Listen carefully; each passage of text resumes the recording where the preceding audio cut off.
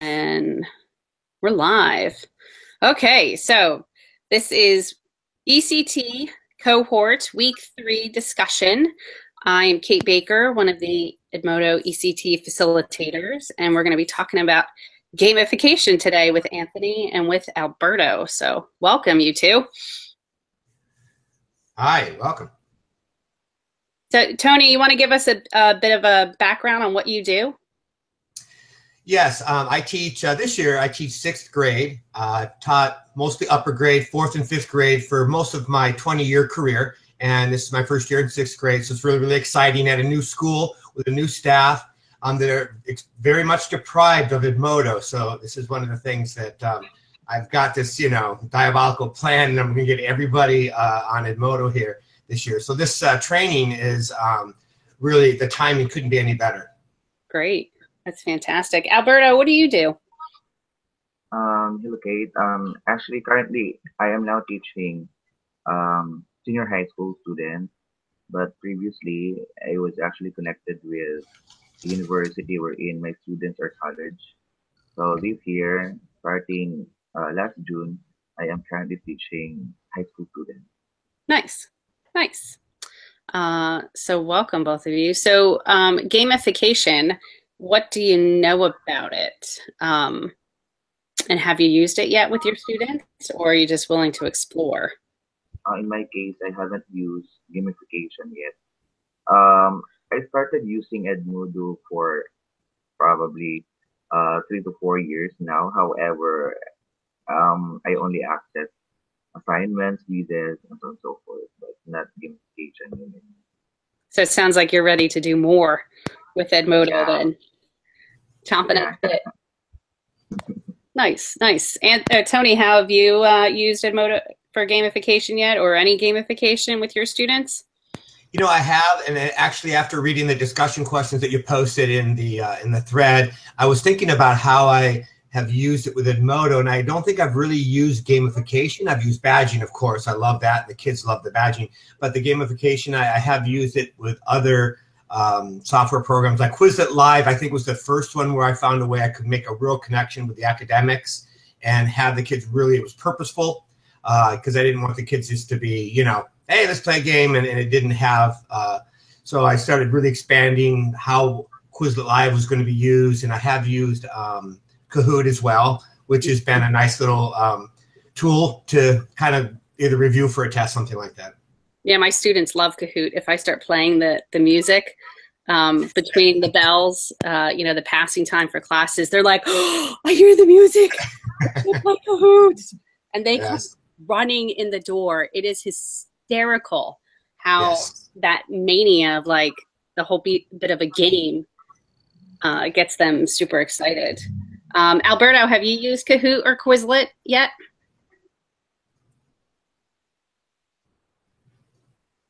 That again? Okay, have you used Kahoot or Quizlet? Quizlet? No, I haven't tried that. So they're different.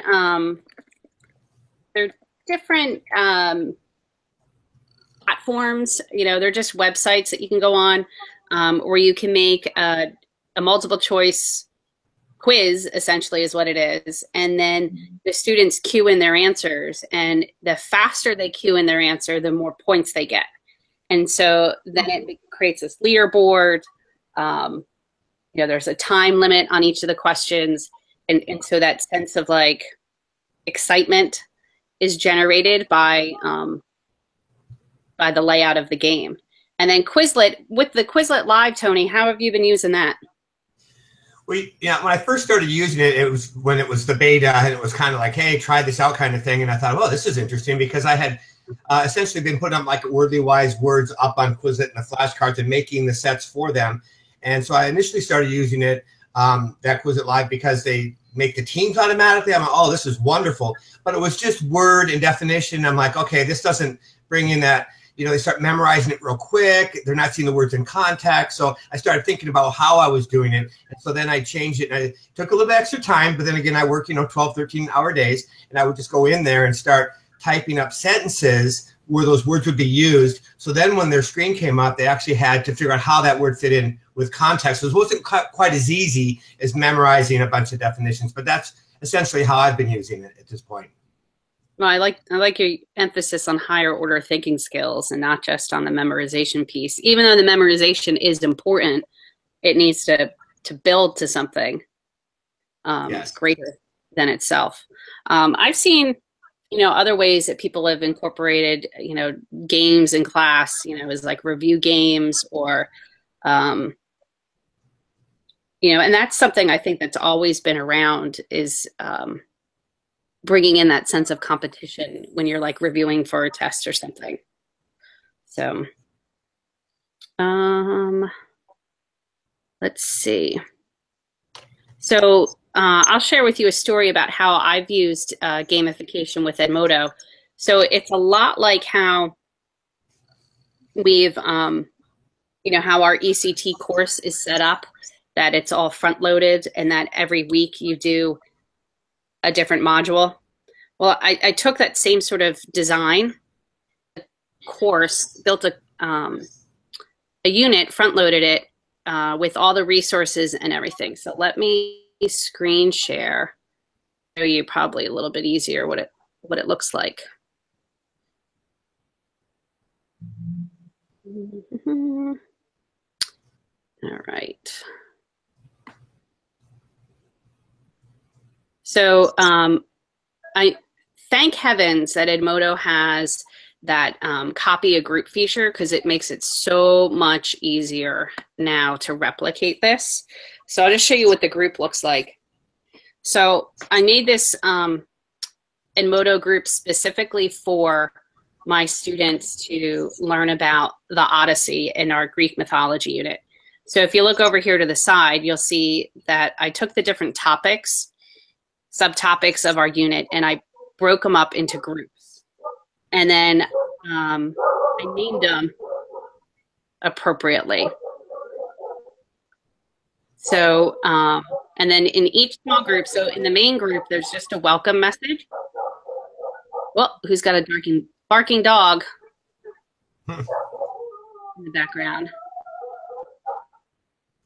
Is that Anthony or Alberto? Who's got the dog? Yeah, sorry. Okay, so if you can, mute your microphone. Wait. I'm surprised my dog's not barking at the moment, because he usually will see a squirrel and go for the kill.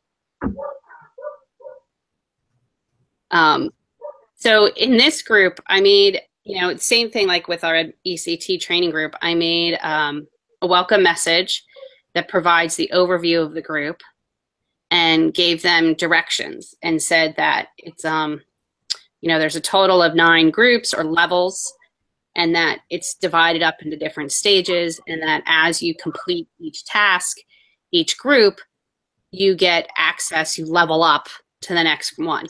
And all the small groups are read-only, so they can't post any questions. There's no communication. I wanted everything to be within the same group. Now, when I built this, I first built it and outlined it in a document. And that really helped me to figure out what I wanted to do and also give a roadmap for all of this.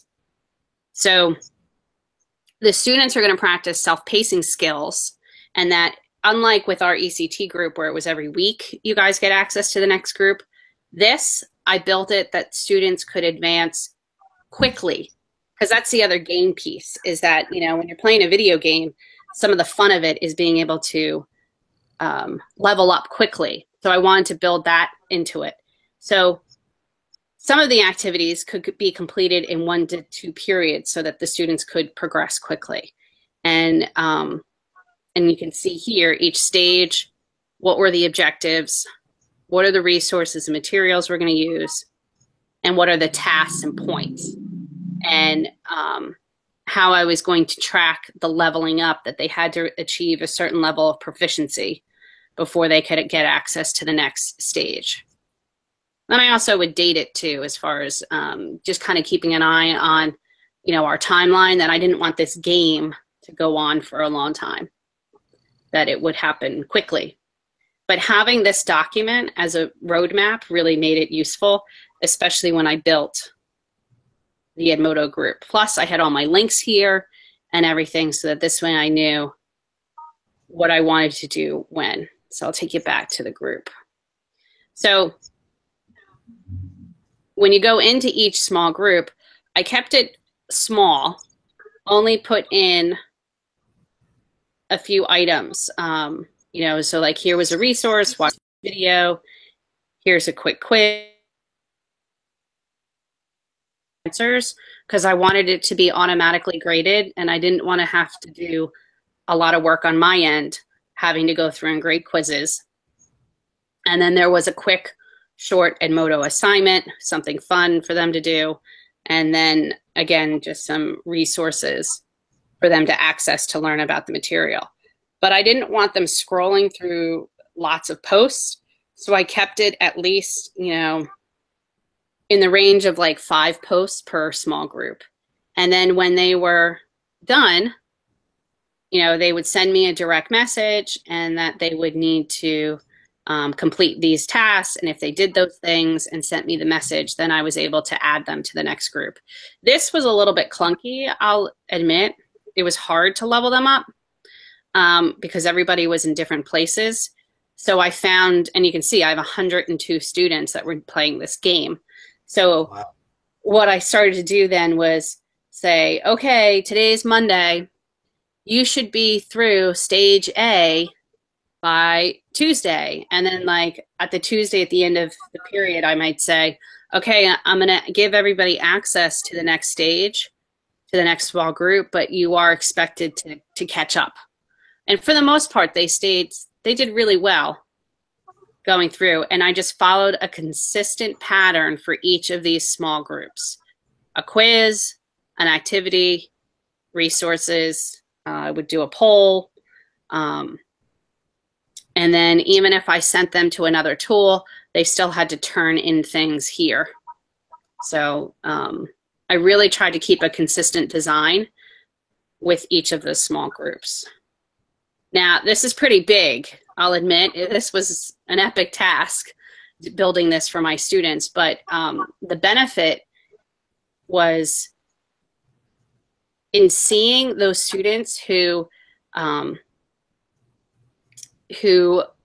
struggle with everyday, like regular learning, you know, the traditional classroom. I had a student, Ray, who sat in the back corner. He was like a C/D student, and he did enough to get by, but that was it. He had like kind of long hair and he had it always over his eyes. He was totally like, I don't want to be noticed. I'm going to just do enough, fly low under the radar. Well, we did this group, did the game, the Odyssey game, and Ray was a rocket. He took off.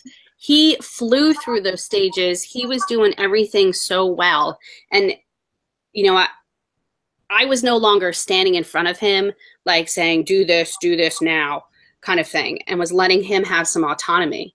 And so Ray flew through the stages, was at the top of the leaderboard, and by the end of the marking period, he had earned an A for third marking period with this unit. And I said to Ray, I was like, oh my God, Ray, you got an A. This is amazing. And Ray says to me, he's like, Mrs. Baker, that was the first A I've ever gotten. And I was like, what are you talking about? English class? Yeah, it's the first A this year. And he says, no. That was the first A I ever received, ever. And I was like, wow, Ray. He's like, I'm like, ever? He's like, I have never gotten an A before in school.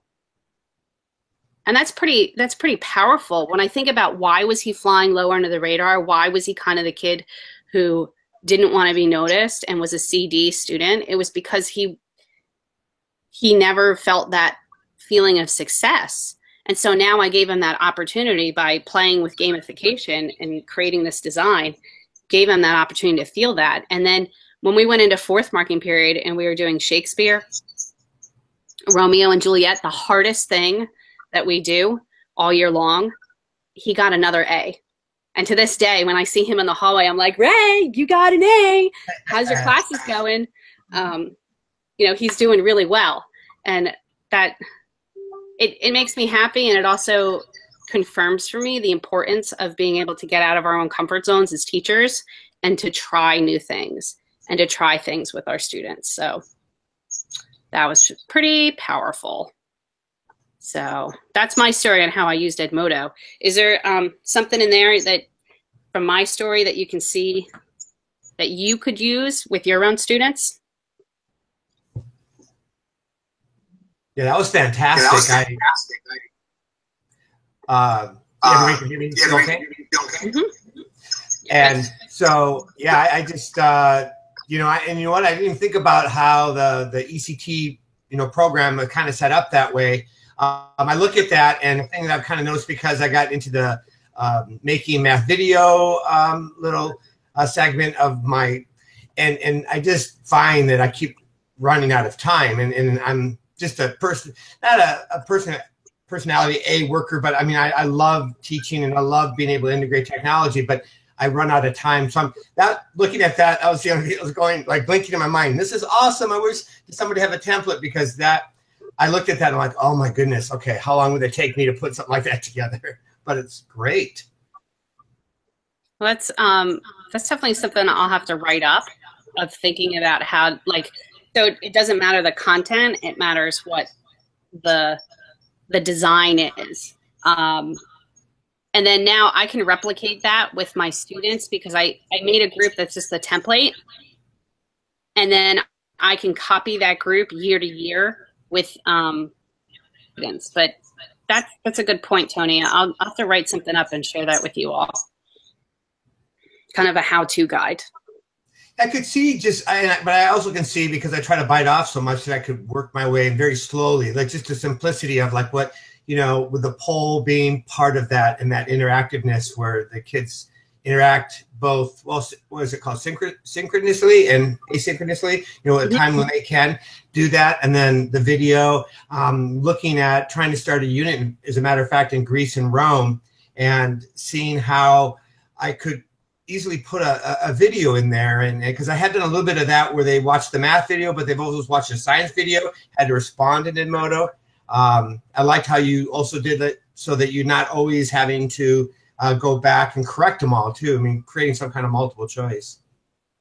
Yeah, that's really important too when we think about doing these things, that we're not making more work for ourselves. That's right. Important piece. Alberto, what are your thoughts on all this? I guess it's actually very useful, Kate, because the students will be more interested to learn new things by probably having an interactive learning process. So I would probably explore on how to gamify Edmodo, or probably use gamification. Yeah, do you think your students would respond well to this type of design? Yeah, I actually I guess so, because the students nowadays are more on gaming. They like games.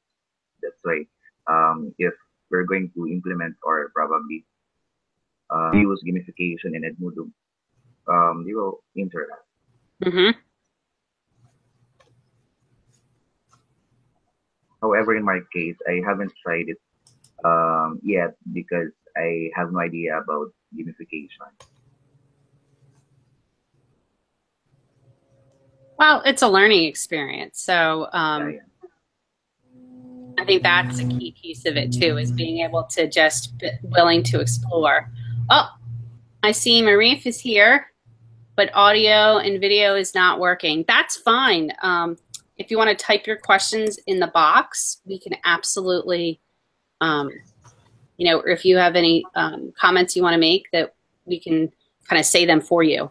So that's totally fine. I'm glad you're here, though.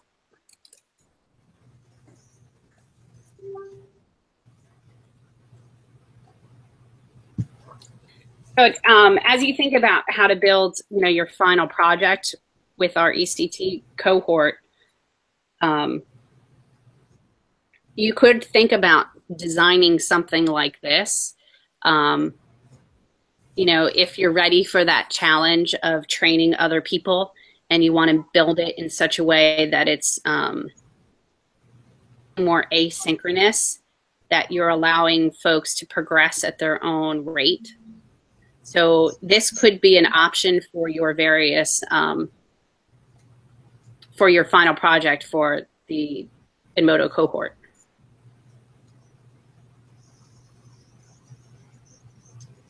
Let's see.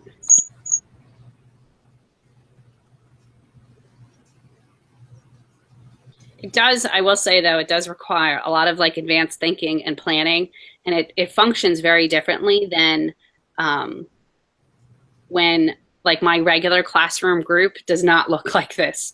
My regular classroom group, I'm posting, you know, the what the agenda is for the day, and it's more, you know, real time type things happening. So it's not so much this asynchronous learning that's going on. Yeah, I really like how you did, you know, I mean, the step-by-step too. I know my kids would love that. I mean, I've received, well, since I've been at my new school, I've only been there for a whole quarter, and, you know, my principal's excited about how I've been using technology and so forth. It's just unfortunately we're still in this place where, like, I'm a 6th grade teacher, but in an elementary level. So like we're mostly middle school, you know, 6th grade, they move on to middle school. Well, in my district, I think Chula Vista is probably the only one in the state where we go from K to 6th grade and they're still in elementary school. And so, of course, that brings up the challenges of trying to cover the subject areas. But I guess one of the difficulties is they keep wanting to see that paper on the wall.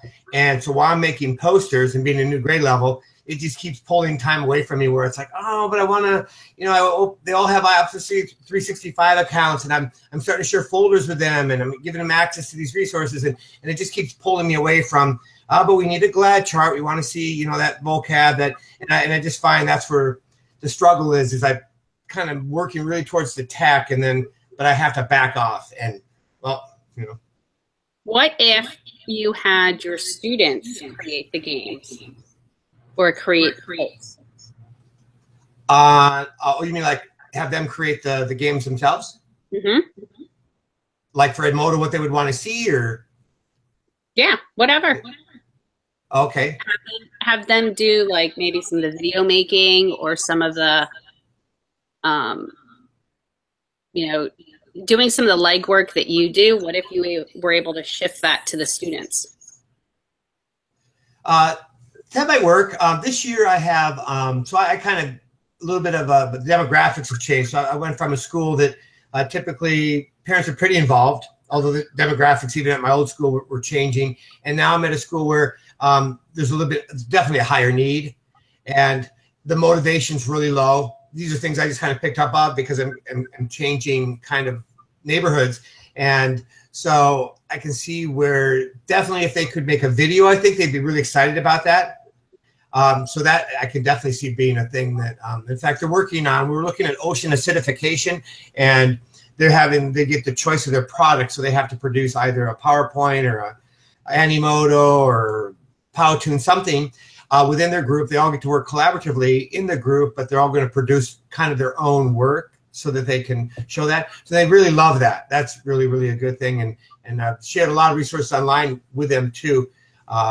But yeah, it's just getting together after school or trying to create some of these GLAD charts in front of the students they do take time, that part of the planning too. And I laugh because my son, he just started at UC Irvine. And so his whole high school, middle school, those teachers didn't have to put anything on their walls because I'd walk through the rooms. I'm like, man, that's nice. And they had Promethean boards and that kind of thing. And so that's that kind of shift, hoping that, you know, I could spend more of my time that way. But I think gamification, though, is definitely, I can see the shift the last 3 or 4 years.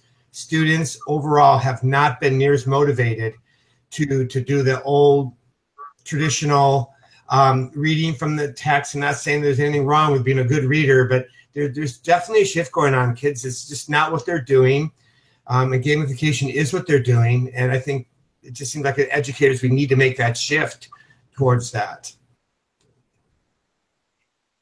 Alberto, what do you think about that? Do you agree with Tony? Yeah. I agree. I agree. Strongly agree because in my class,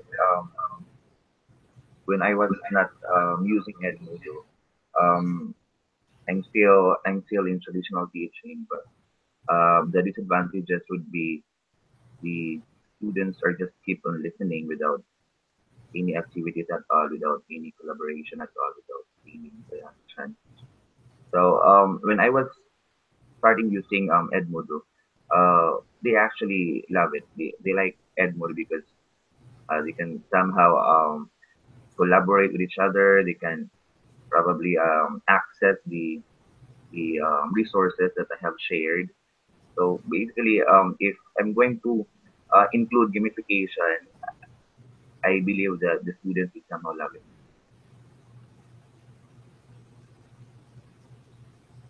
It would be a great strategy. Nice. Yeah, I think I've found a lot of success with the gamification with my lower level boys, especially who don't like the teacher centered classroom that's traditional, where the teacher says, "Do this now." Um, giving them that freedom, so to speak, to go learn things. Like they don't realize that, like, yeah, I'm controlling the game, but you seem to be free within the confines of the game.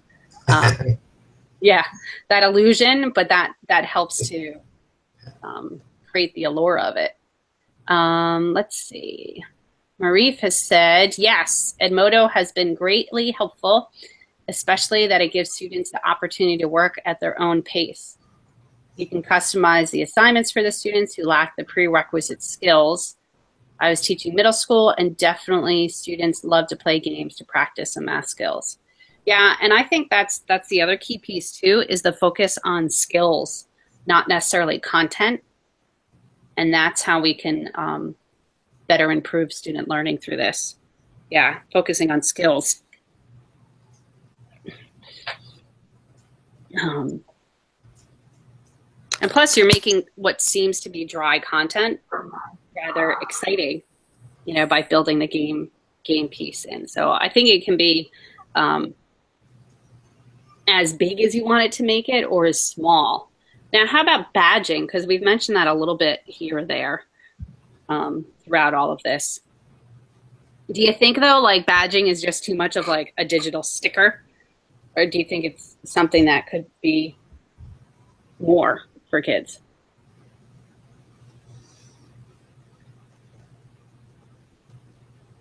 Alberto, have you done any badging with your students? Yeah, I'm actually awarding badges right in my students. If they're let's say for example, if they have perfect attendance, if they're actually doing great in the class, so I'm actually using. And how do the students respond? Are they like, "Oh, I want my badge"? Awesome. They like it. They like it because Nice. they are appreciated. And do you have like individual badges as well as like the class badge? Like, do you track that? Like, oh, everybody's gotten the high score on a quiz badge or something of that sort. Individual badges, but not group. I haven't tried using a badge for a group. Individual. Okay. Tony, how have you been using the badges? I started when I started Moto 7-8 years ago. I don't know how long.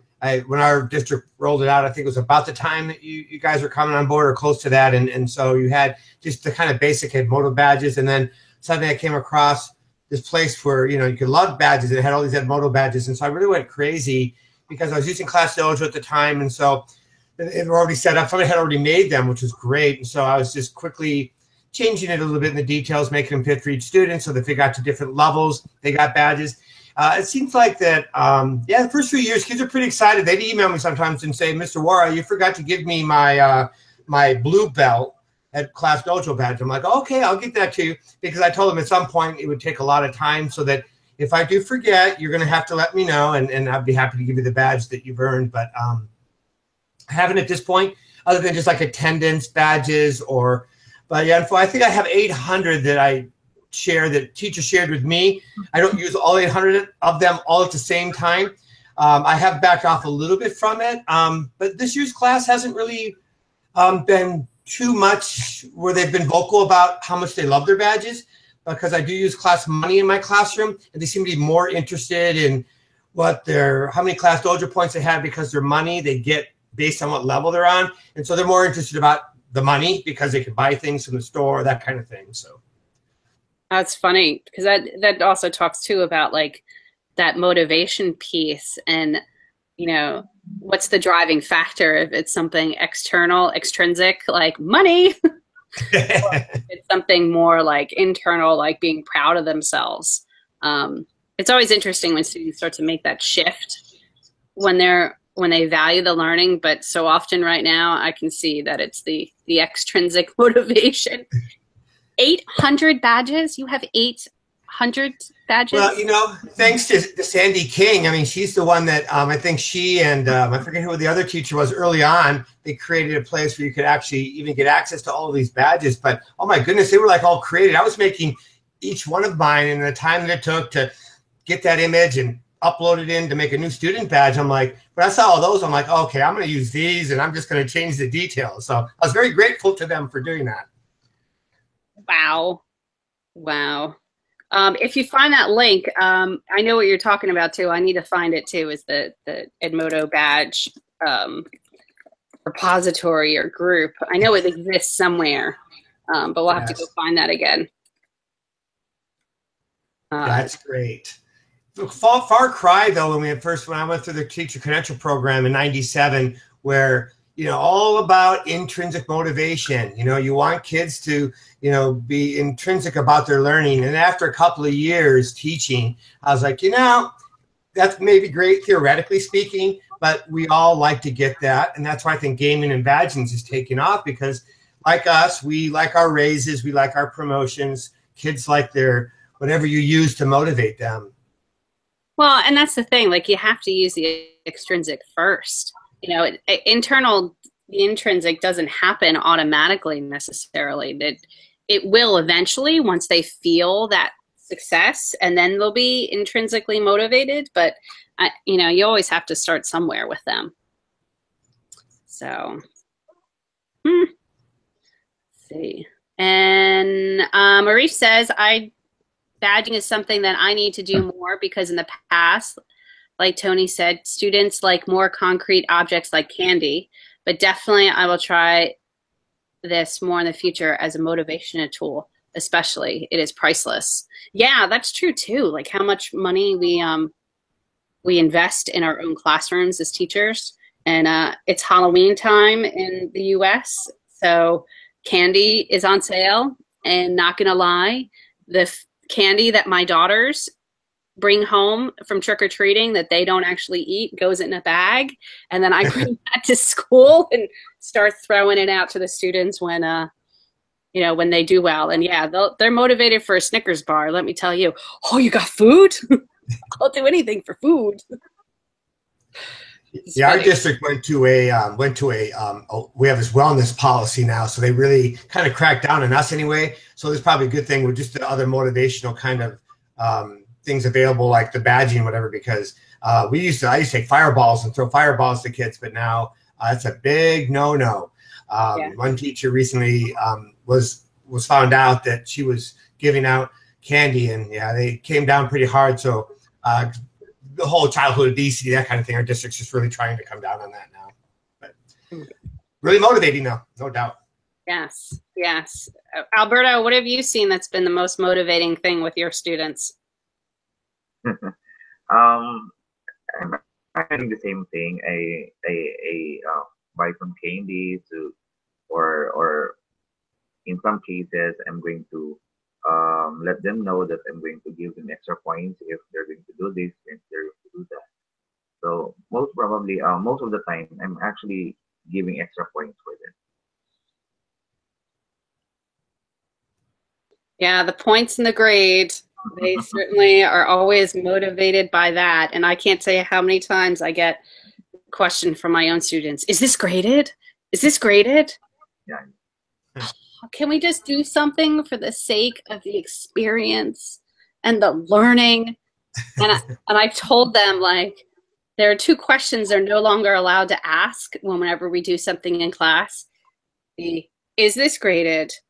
And do I have to turn this in? I'm like, you just need to do it. How about, is this homework? No, it's just, you need to do it. Just do it and enjoy it. So, all right, well, I'm looking at the clock, and we have definitely hit and gone over our 30-minute mark. So I want to make sure I'm respectful of your time, even though I've greatly enjoyed the conversation with you all. So you have the reflection topic. The prompt for this to post in the cohort reflection space is, do you think that gamification can be used in Edmodo trainings with educators?